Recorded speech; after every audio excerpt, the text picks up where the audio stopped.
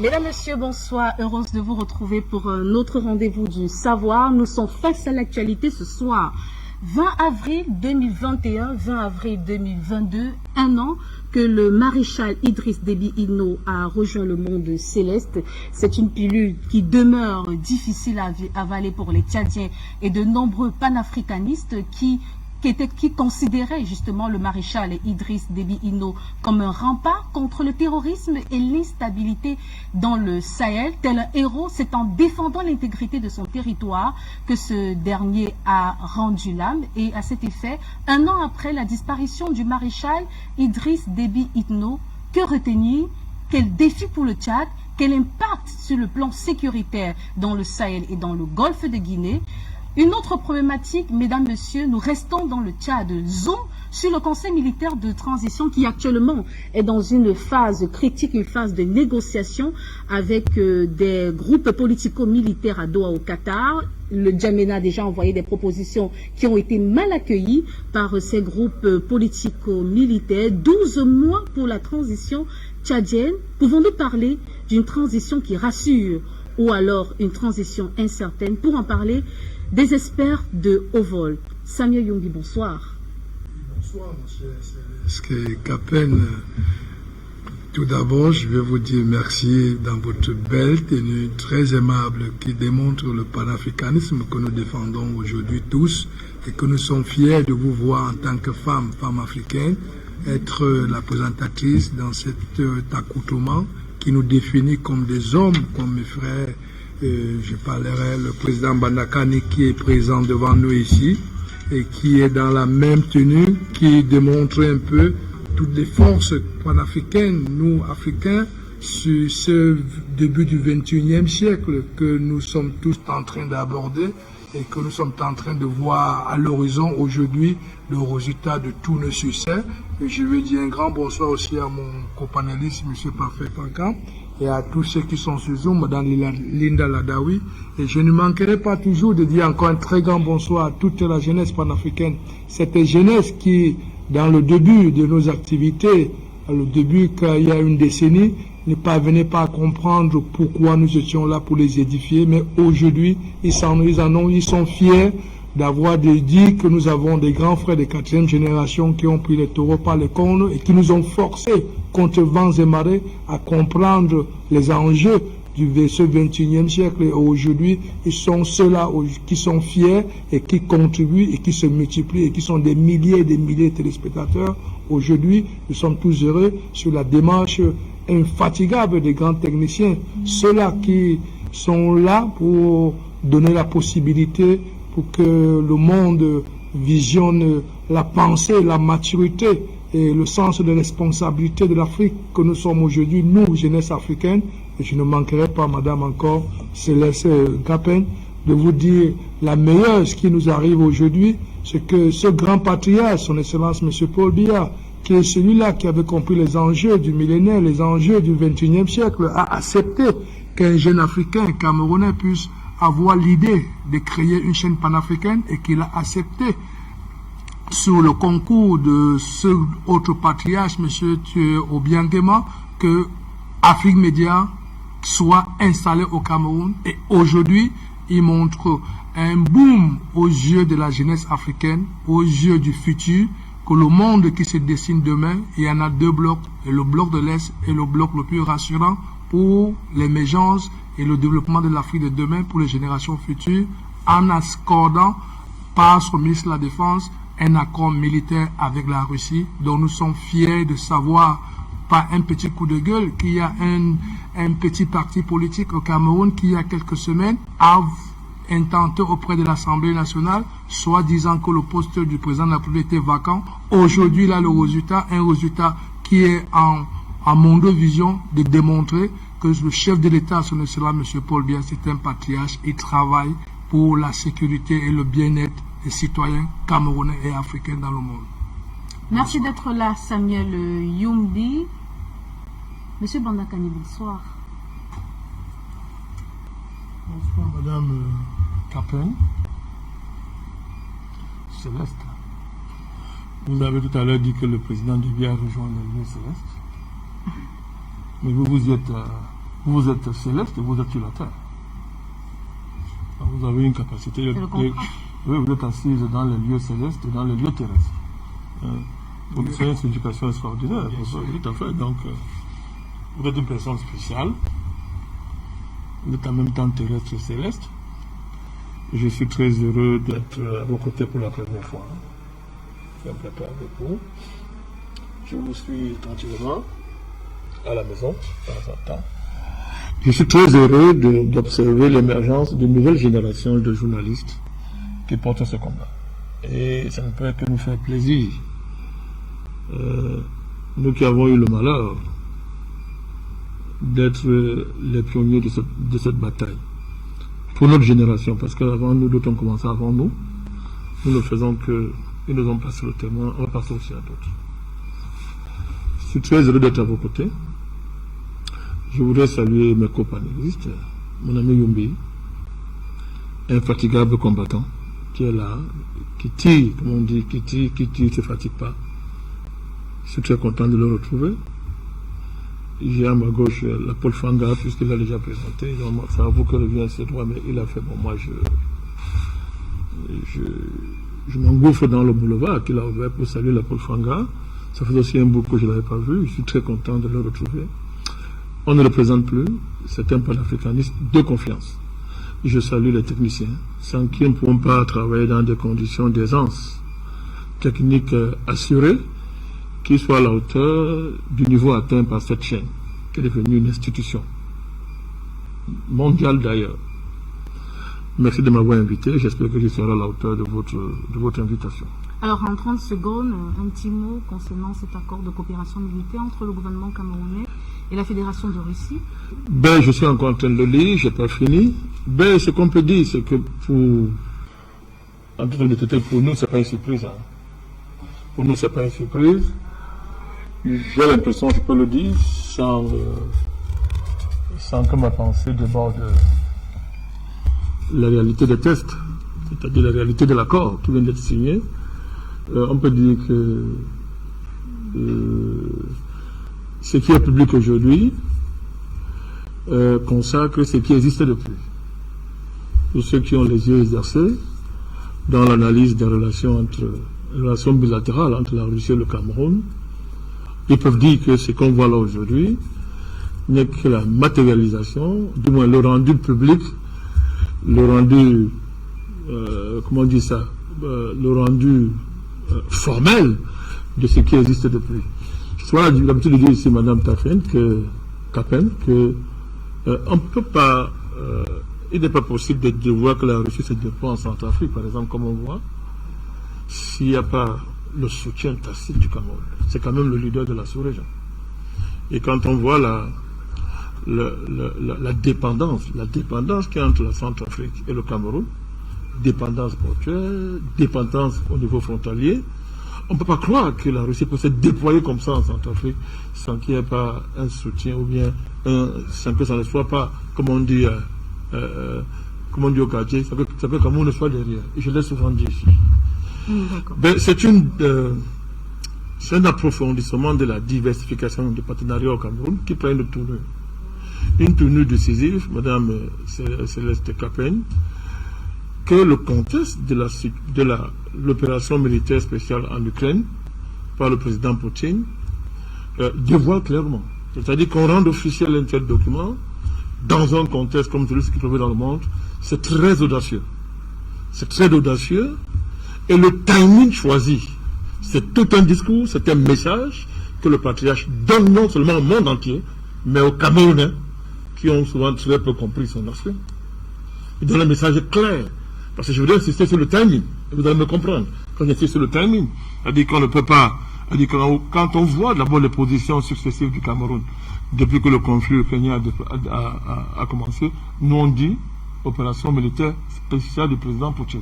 Nous ne répétons pas, nous ne prenons pas à notre compte les vomissures, les saletés des ennemis de l'humanité, qu'on appelle Occident.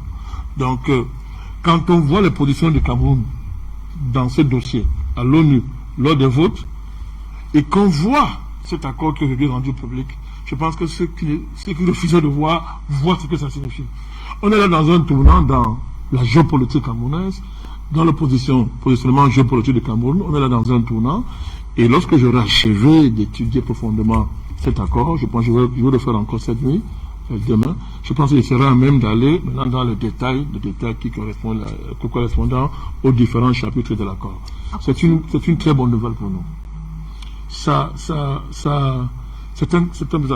un bonus de haut niveau, c'est un grand bonus pour nous, qui avons longtemps milité pour, n'est-ce pas, pour que les Africains tournent le dos, Madame Capel.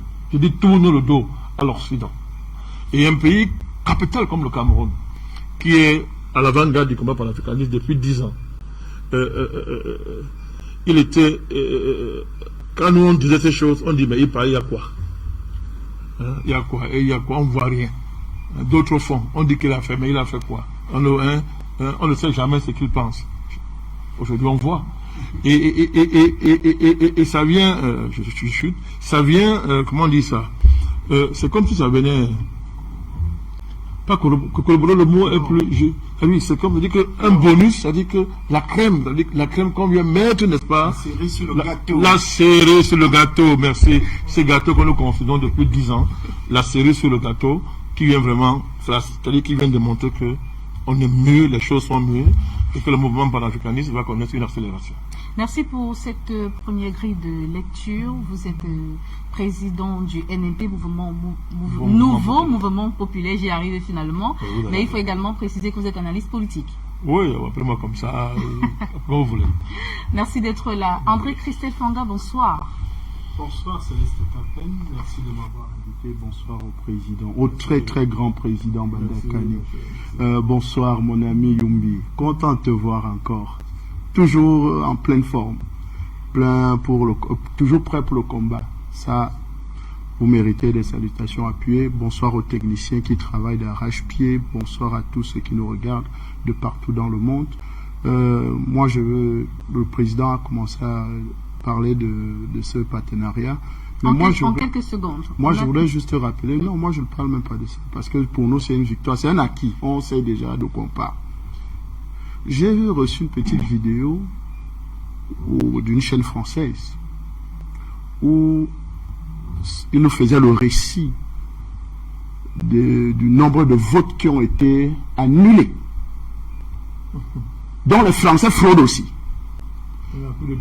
Je voudrais que les Africains qui ont pour modèle référence, modèle politique de la France, qui comprennent que même en France, on fraude les élections, dont Macron et sa bande de voyous fraudent les élections, parce que dans l'une des revendications où on annule les élections, c'est qu'un maire a organisé l'élection, les gens sont venus voter sans isoloir. Donc, on venait chacun, il est là devant. Ce n'est pas les mêmes choses qu'on reproche aux pays africains, que non, on a des bureaux de vote sans isoloir, on a des bureaux de vote dans les chefferies, on a les bureaux de vote dans les maisons, on a les bureaux... Voilà ça qui se passe en France. Appelons alors les vrais démocrates là, ceux qui disent qu'ils ont pour modèle démocratique la France.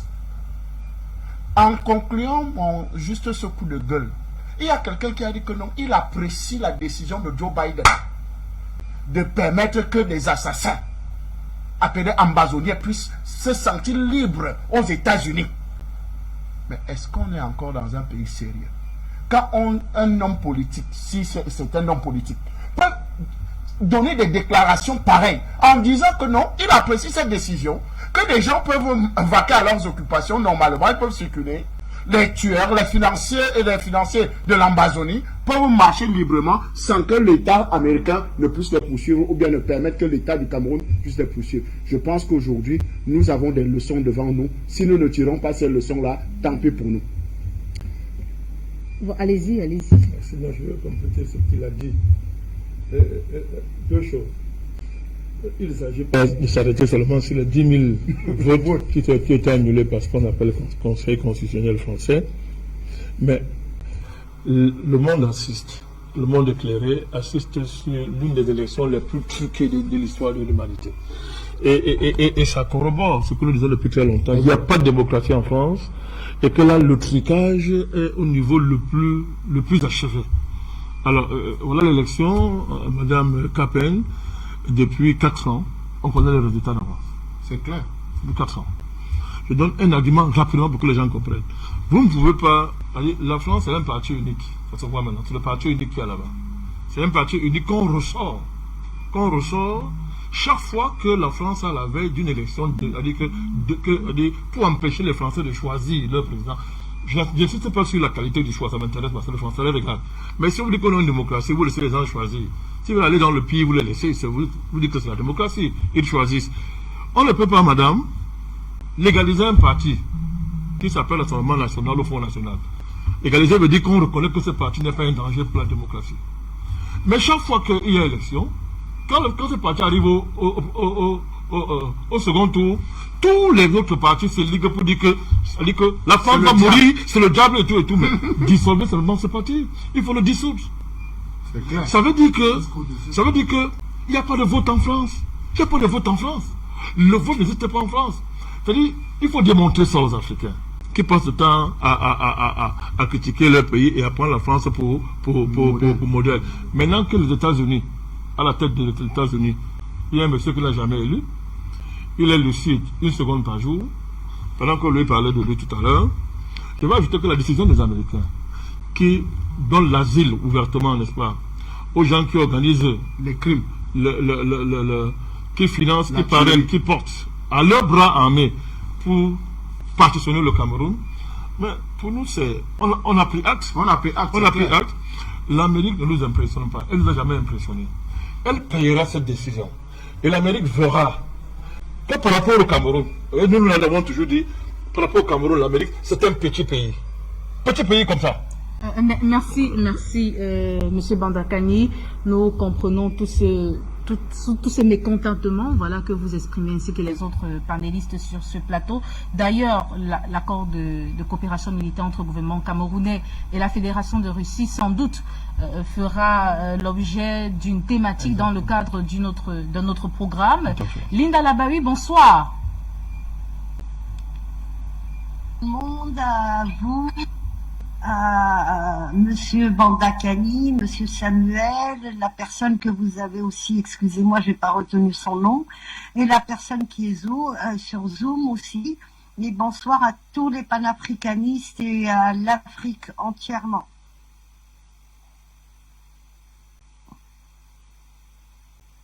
Mais précisément spécialiste des questions sécuritaires.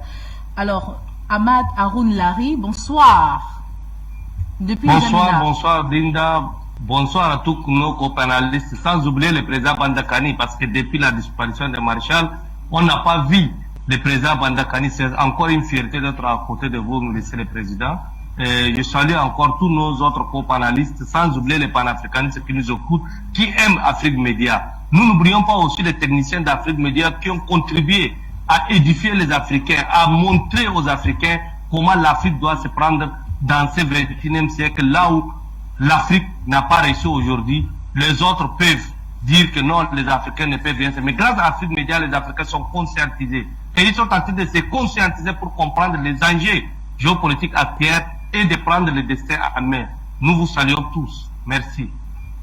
Merci d'avoir répondu présent à cette invitation. Vous êtes analyste politique. Cher monsieur, on va faire un petit détour du côté du Mali de prime abord avant de toucher les problématiques liées au Tchad. Et on va s'intéresser un tout petit peu sur l'opération militaire qui s'est déroulée du côté dans la forêt de Ganguel, à 10 km de la localité de Moura. On parle ainsi de cette opération qui a permis à l'armée malienne, aux forces armées maliennes, justement de neutraliser des djihadistes.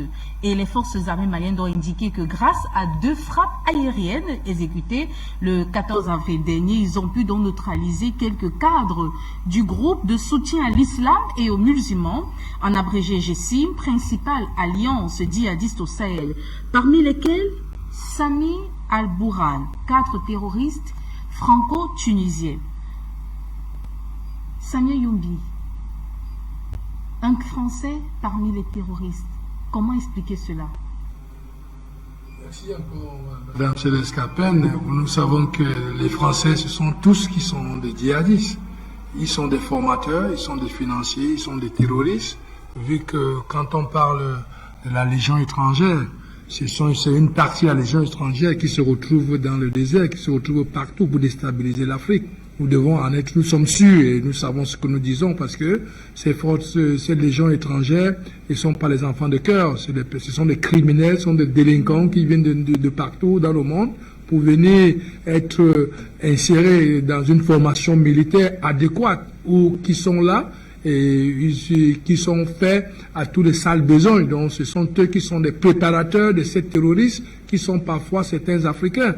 Mais aujourd'hui, qu'on se retrouve qu'un Français a été abattu, on a mis fin à ces jours, ce n'est qu'une victoire, malgré que nous avons certains radios et télévisions françaises qui disent que c'est un Tunisien français. Non, ça c'est du n'importe quoi. Aujourd'hui, nous savons que M. Sarkozy était polonais, mais on n'a jamais dit que c'était un polonais français. C'était un français, le terroriste, M. Sarkozy, cet homme qui a du sang dans la main.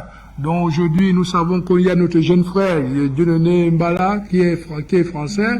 À un moment, il fallait l'incriminer pour dire que c'est un Camerounais. Donc aujourd'hui, nous avons un terroriste français, et ce n'est pas le premier, ce n'est pas le seul, et ils sont nombreux. Voilà pourquoi l'histoire de Mora, où on a éradiqué des chefs de guerre, et la France a couru directement auprès des Nations Unies pour chercher une résolution, parce qu'elle voulait tout de suite rentrer là-bas, elle voulait un accord pour rentrer, pour infiltrer tous ces terroristes français, tous ces terroristes européens. Voilà comment l'Europe aussi est arrivée par le biais de la ministre des Affaires étrangères pour venir interdire ou donner, nous pouvons dire, un ultimatum, ou dire à l'État malien qu'elle n'a pas le droit de faire des accords, de continuer à diversifier ses relations avec la Russie, tout simplement parce qu'ils sont pris à l'étau. Et aujourd'hui, ils sont coincés parce que le matériel militaire que l'armée malienne a reçu de la Russie, c'est un matériel haut de gamme, et un matériel qui peut travailler 24 heures sur 24 et à tout temps et à tout bord. Aujourd'hui, les résultats sont là.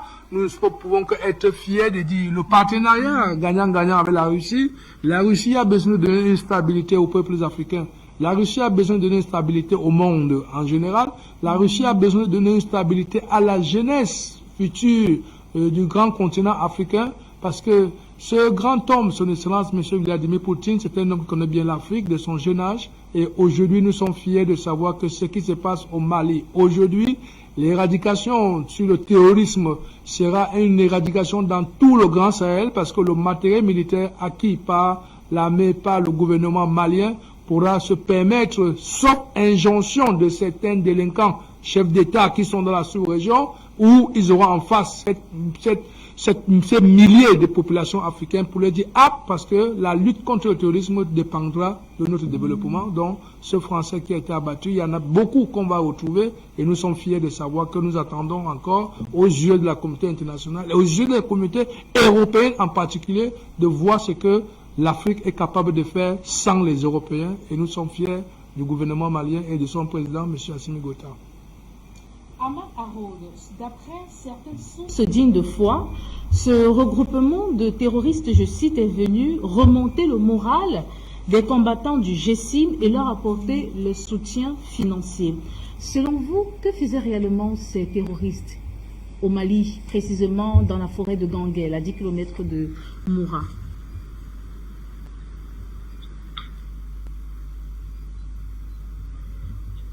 Monsieur Ahmad Haroun, je renvoie cette question justement à... Oui,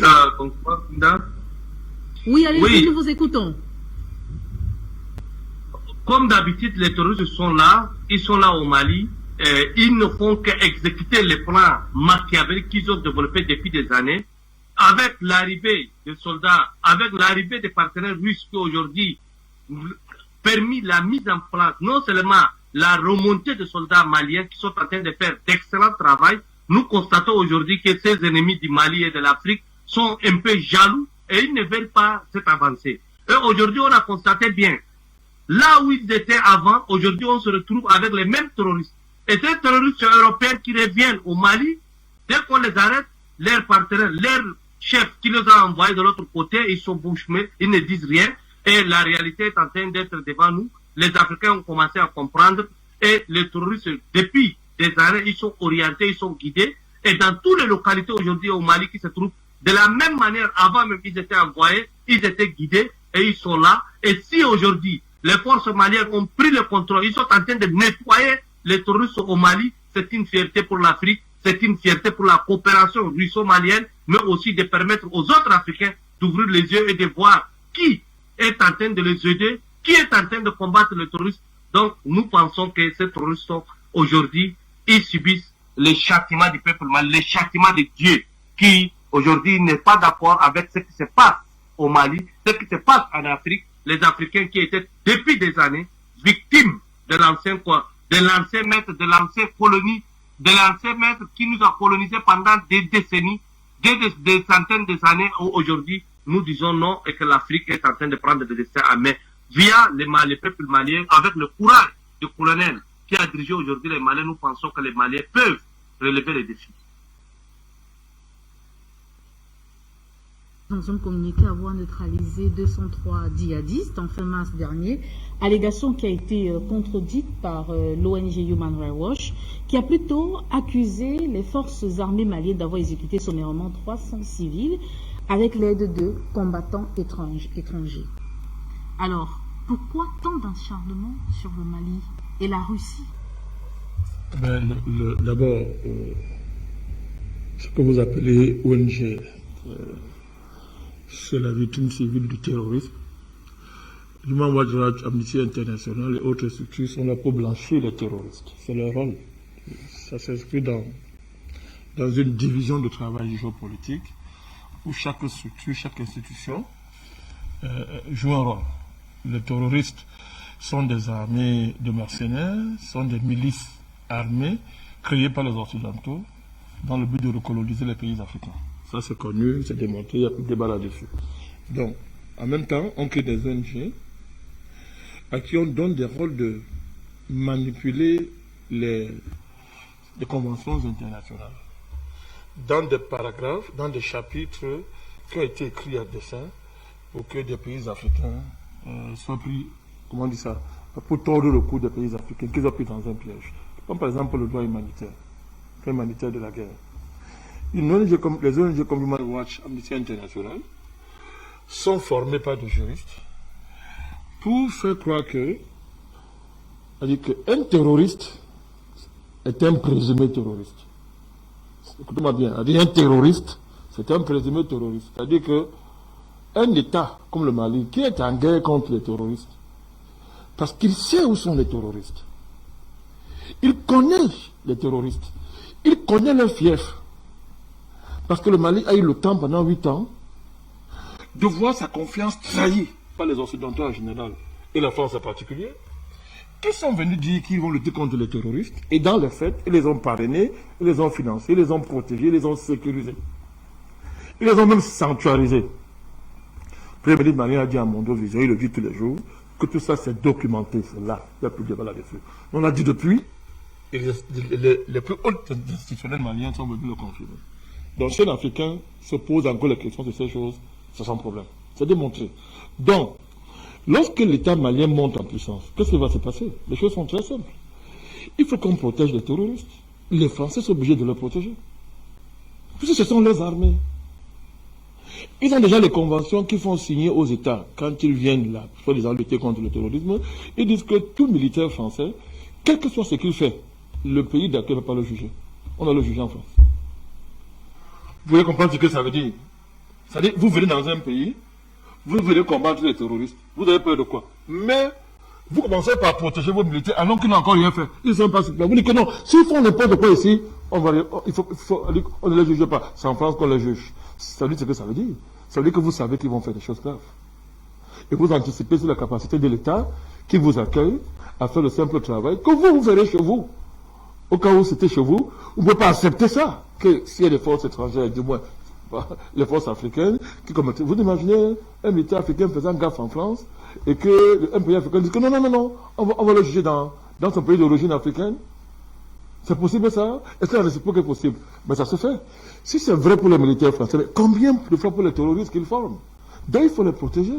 La technique juridico-politique, la technique juridico-stratégique pour les protéger, ce sont les ONG. Je vous donne leur rôle, c'est ça les ONG. qui ont en leur sein des experts qui les forment à manipuler le droit international et les conventions de guerre. Donc, un terroriste, quand l'État malien frappe un terroriste, les ONG sont là pour dire que non, c'est un civil. C'est un innocent, parce qu'il vient de prouver que c'est un terroriste.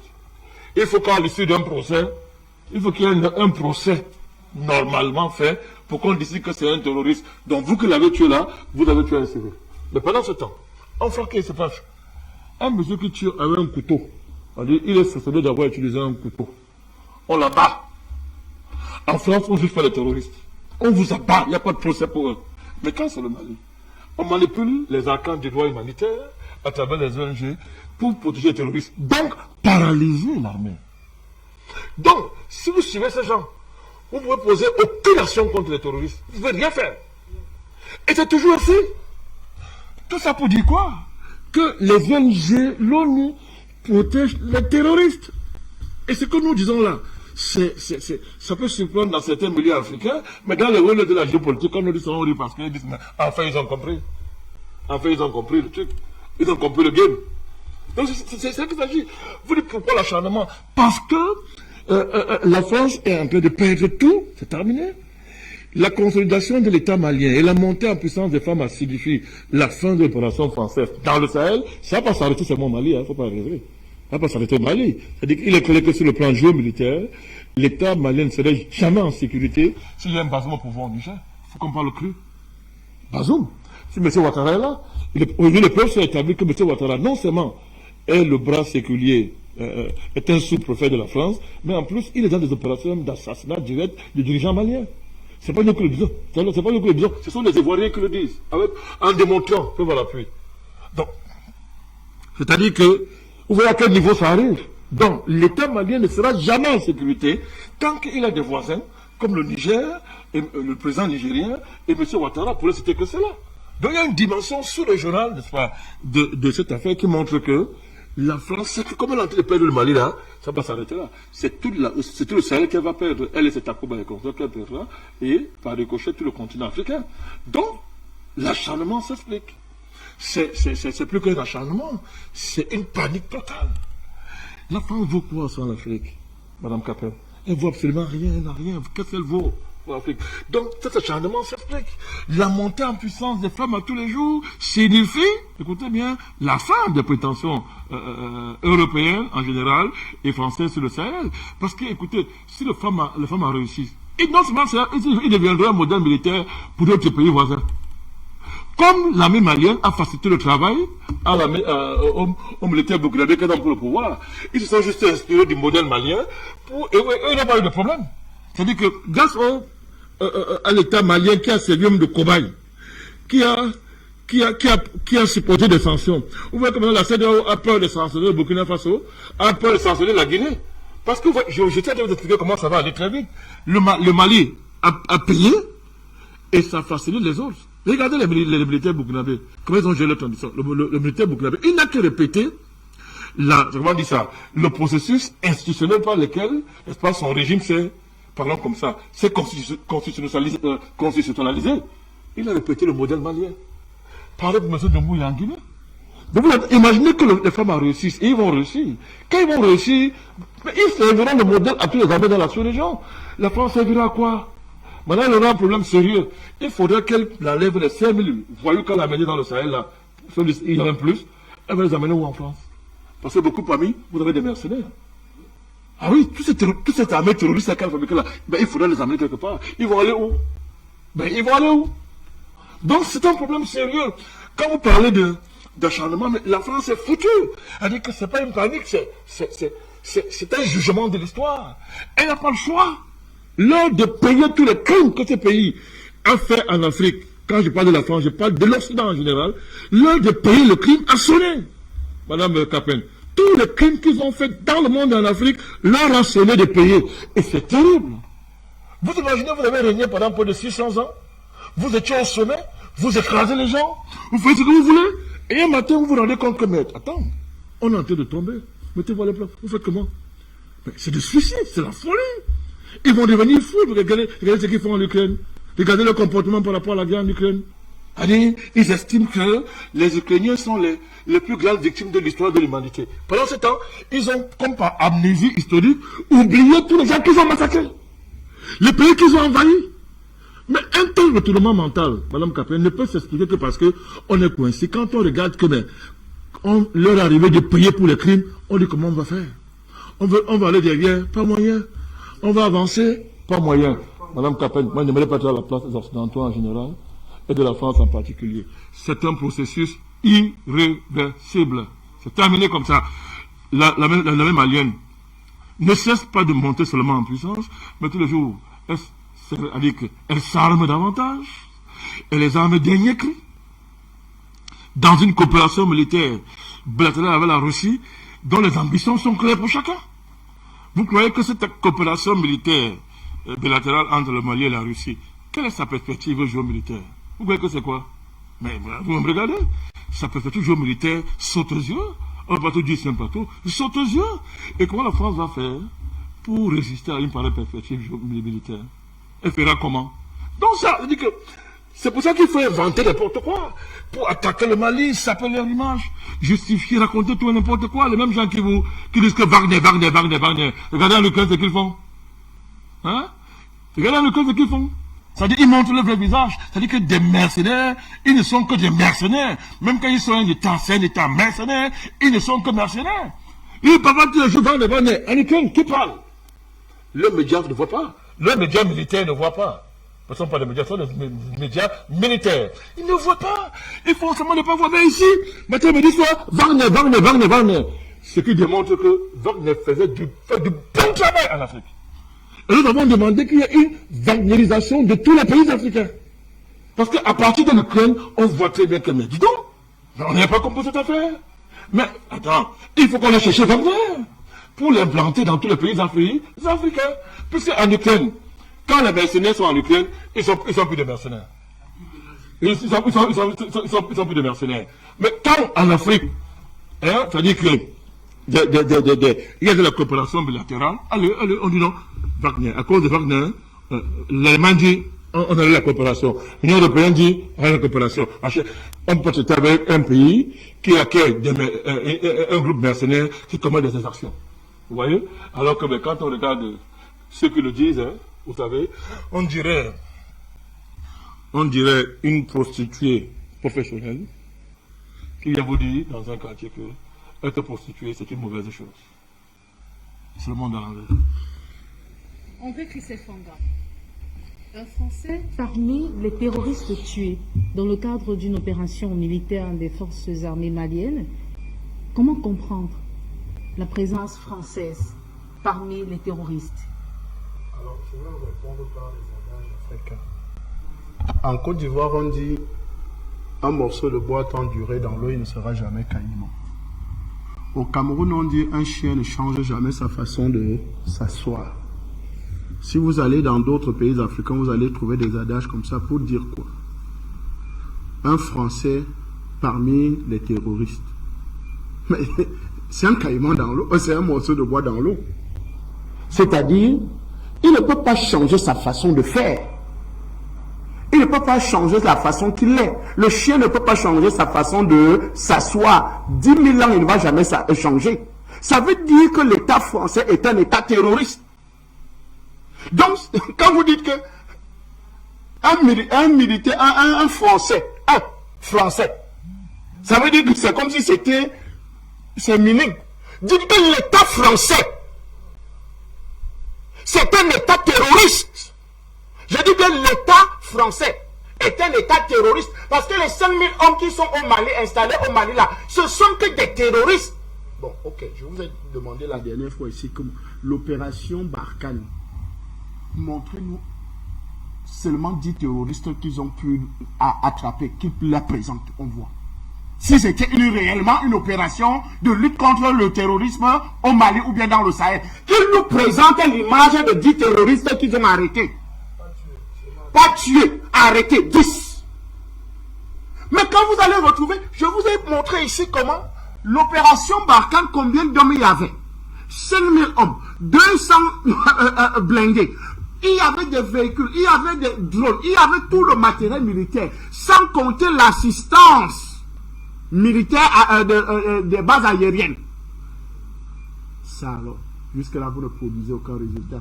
Et vous venez vous interroger comment comprendre qu'un Français se retrouve parmi les terroristes quand la France est le financier, la France est le formateur, la France est le terroriste, la France elle-même dirige les opérations sur le terrain.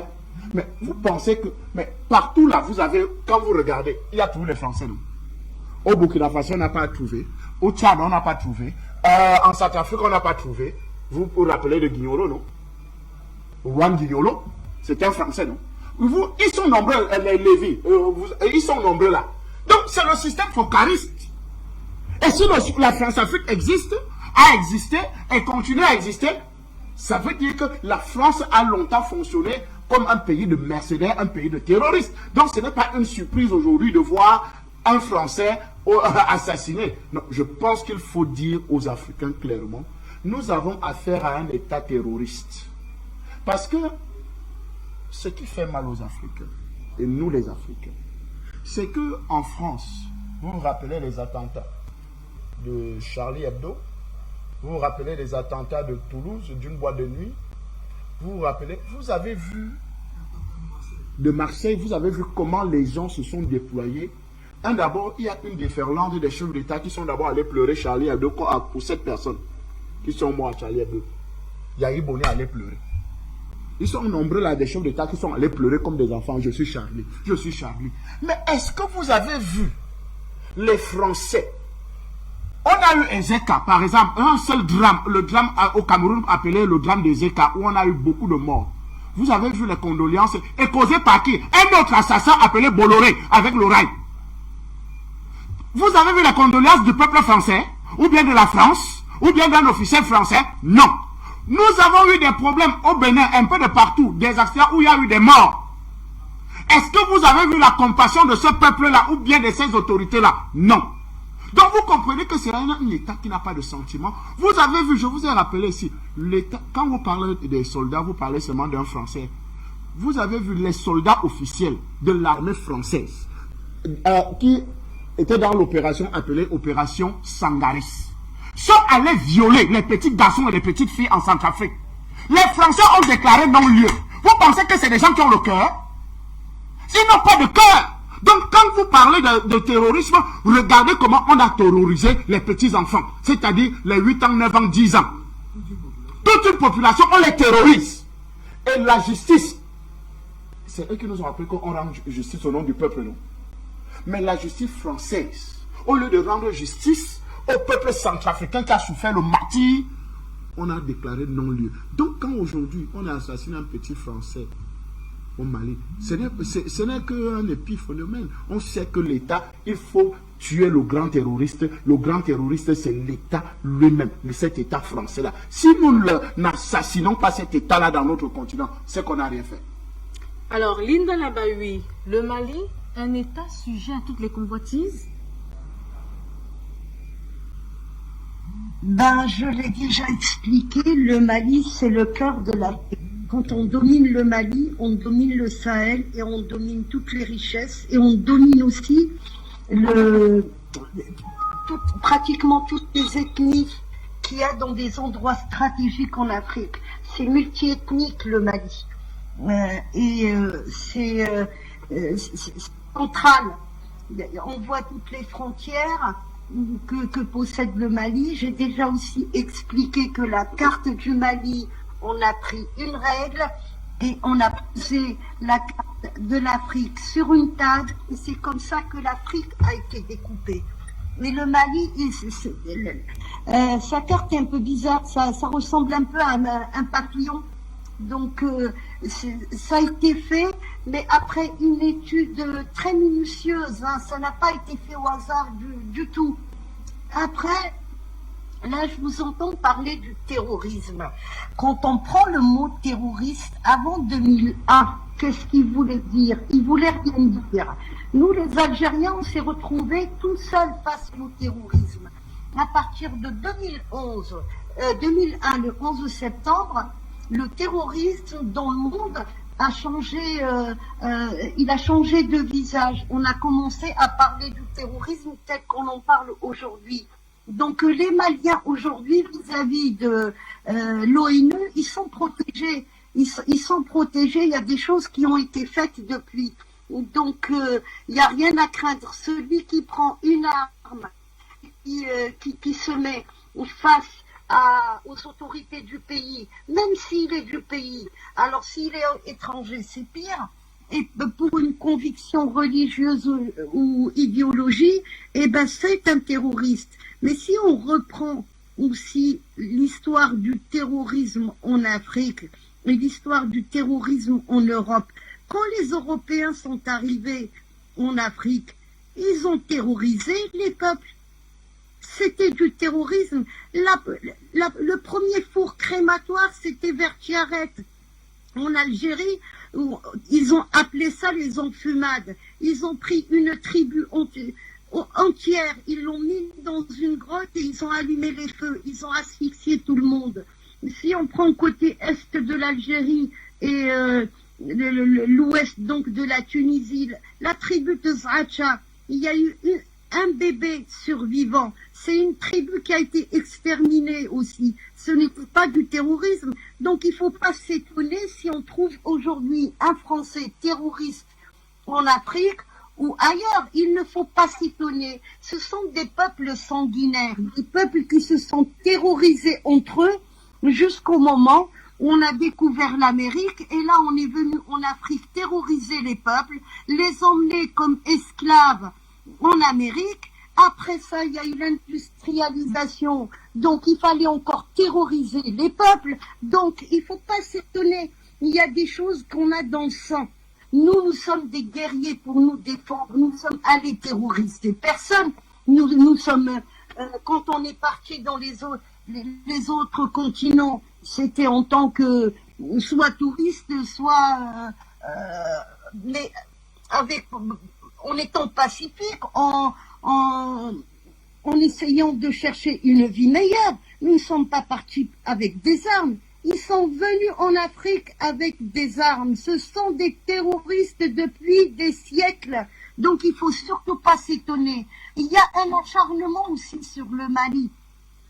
Le Mali a permis au Sahel de s'affranchir. Ce matin, j'ai parlé sur Ligne Rouge, j'ai parlé de l'importance de Kidal par rapport aux Algériens. C'est Kidal qui nous a permis à garder le Sahara et à l'inclure dans les accords d'Évian. C'est monsieur Modibo Keïta, paix à son âme, qui nous a donné cette chance-là et qui a permis aux Algériens d'ouvrir un front pour libérer le sud de l'Algérie. Mais c'était aussi pour libérer le Sahel. Donc il y a un acharnement. La France est revancharde, il faut pas. C'est des gens qui n'oublient pas. Ils veulent prendre revanche. Donc il y a déjà ce fait historique. Mais deuxième chose, c'est que celui qui domine le Mali domine le Sahel. C'est très très important de le souligner. Et je finis en me répétant, quand un peuple est terroriste, et il a été terroriste pendant plus de 1000 ans, il ne faut pas s'étonner de trouver un individu de ce peuple-là ailleurs en tant que terroriste. Donc rappelons-leur toujours leur histoire. C'est important qu'on leur rappelle leur histoire.